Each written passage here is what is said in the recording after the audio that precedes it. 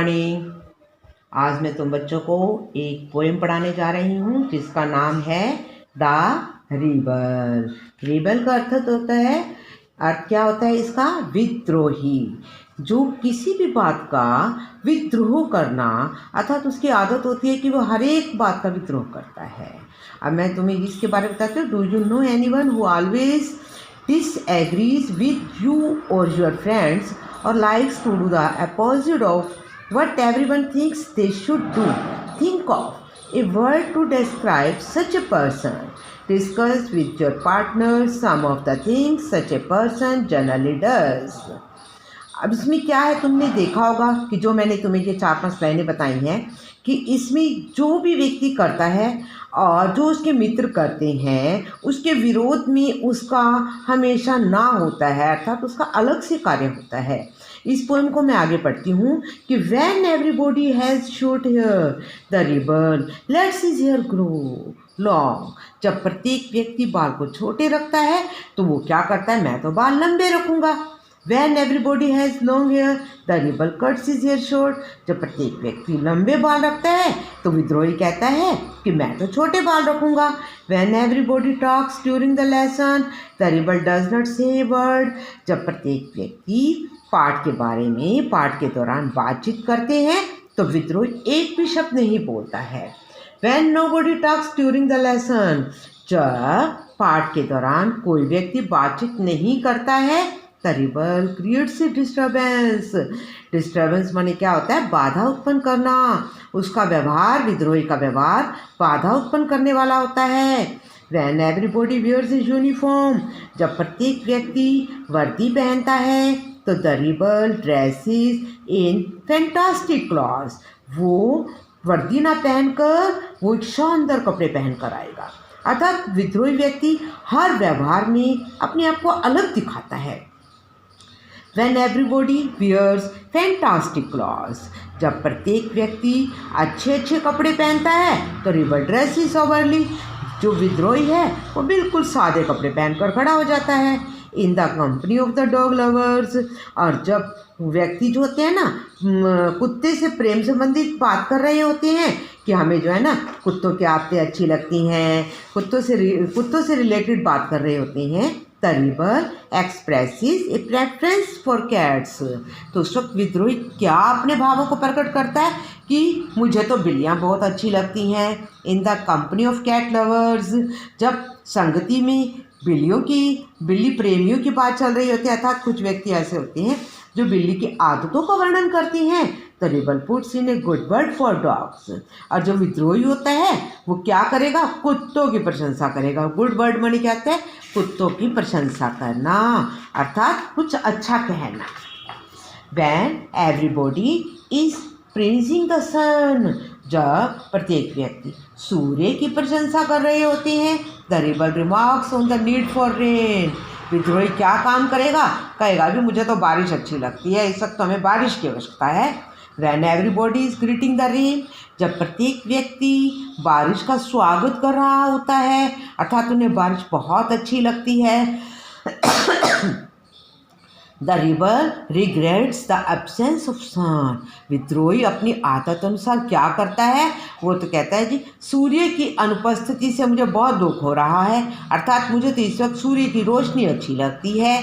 When everybody goes to the meeting, जब प्रत्येक व्यक्ति किसी सभा में जा रहे होते हैं या जाते हैं, गोज आ गया इसलिए जाते हैं। The rebel stays at home and reads a book. विद्रोही क्या करेगा? एक बुक निकालेगा, घर पर रुकेगा और पढ़ेगा। वो कहेगा मुझे तो सभा में जाना अच्छा नहीं लगता।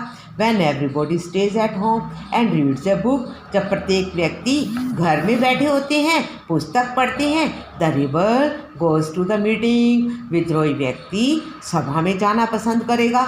When everybody says yes please, the rebel says no thanks you.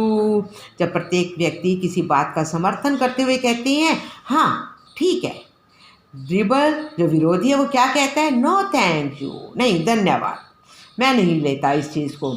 When everybody says no thank you, the rebel says yes please. जब प्रत्येक व्यक्ति कहता है नहीं हमें नहीं चाहिए, तो विद्रोही अपना विद्रोह दिखाता हुआ क्या कहता है, हाँ हाँ कृपया करके मुझे दे दो। It is very good that we have reverse, you may not find it very good to be one. क्या तुम्हें ऐसा लगता है कि विद्रोही जो है कभी कभी हमारे लिए अच्छा साबित हो जाता है? चलो मैं इसके क्वेश्चन आंसर के माध्यम से तुम्हें बताती हूँ कि वो अच्छा कैसे होता है। कभी कभी, प्रतिदिन नहीं, हमेशा नहीं। If someone does not wear a uniform to school, what do you think the teacher will see? जब if someone does not wear a uniform to school, कि उसने स्कूल की वर्दी नहीं पहने रखी होती है, तो तुम क्या सोचते हो टीचर उसको क्या कहेगा? टीचर उसको, अध्यापक उसको कहेगा, डांटेगा कि तुमने ये वर्दी क्यों नहीं पहनी है। तो उस विद्रोही से हमें क्या प्रभाव पड़ता है कि जो बच्चों के मन में आता है कि हम स्कूल में वर्दी नहीं डालकर जाएंगे, तो उनको ये पता चल जाता है कि उस बच्चों को टीचर ने डांटा है, वो हमें भी डांट सकते हैं। इसी तरह से कभी कभी विद्रोही व्यक्ति अनुशासन को बढ़ाने में भी काम आता है। When everyone wants a clear sky, what does the river want most? जब आकाश साफ होता है, जब सभी चाहते हैं कि आकाश साफ रहे, तो रिबल चाहता है, विद्रोही व्यक्ति चाहता है कि बारिश होनी चाहिए। If the rebel has a dog for a pet, what is everyone else likely to have? Why is it good to have rebels? क्यों अच्छा होता है विद्रोहियों को अपने पास रखना? मैंने तुम्हें पहले प्रश्न में भी यही बात बताई थी, विद्रोहियों को रखना कभी कभी अनुशासन को बढ़ाने में सहयोग हो जाता है। Why is not good to be a rebel oneself? Would you like to be a rebel? If yes, why? If not, why not? किसी के लिए स्वयं विद्रोही होना अच्छा क्यों नहीं है? It is not good to be a rebel oneself because such people are not liked by others. स्वयं का विद्रोही होना इसलिए अच्छा नहीं होता क्योंकि ऐसे व्यक्ति दूसरों के द्वारा पसंद नहीं किए जाते हैं। Would you like to be a rebel? If yes, why? If not, why not? क्या तुम एक विद्रोही बनना चाहते हो? यदि हाँ तो क्यों? यदि नहीं तो क्यों नहीं? No, I would not like to be a rebel. नहीं, मैं विद्रोही बनना नहीं चाहता। क्यों? It is because rebel is always hated by other, क्योंकि विद्रोही व्यक्ति से सभी नफरत करते हैं, उसको कोई भी पसंद नहीं करता है। इसलिए प्यारे बच्चों, हमेशा विद्रोही नहीं होना चाहिए। कभी कभी हमारा जो विद्रोही होता है वो कभी कभी सहयोग करने में साथ देता है, सहयोग को बढ़ावा देता है। तो अब मैं आगे तुम्हें बताती हूँ। Find in the poem in antonym इस वर्ड अपोजिट इज मीनिंग। ये कुछ वर्ड्स दिए गए हैं बच्चों, इसकी हमने अपोजिट वर्ड्स देखने हैं। लॉन्ग, लॉन्ग माने लंबा, इसका अपोजिट वर्ड क्या होगा? शॉर्ट। ग्रो, ग्रो माने उगना, किसी चीज़ का बड़ा होना। और कट माने काटना, अर्थात काट कर उसको छोटा करना। क्वाइटनेस, शांत वातावरण, शांति पसंद। डिस्टर्बेंस, बाधा उत्पन्न करना। सोबर, विनम्र है। फैंटास्टिक, शानदार। लॉस्ट माने खो देना। फाउंड माने पाना। अब तुम्हें ये सभी बच्चों को ये सब समझ आ गया होगा। प्यारे बच्चों, अपने घर में बैठकर इस पाठ को अच्छी तरह से अध्ययन करना है और इसके प्रश्न उत्तर भी लिखने हैं, याद करने हैं। Good bye student, very nice students.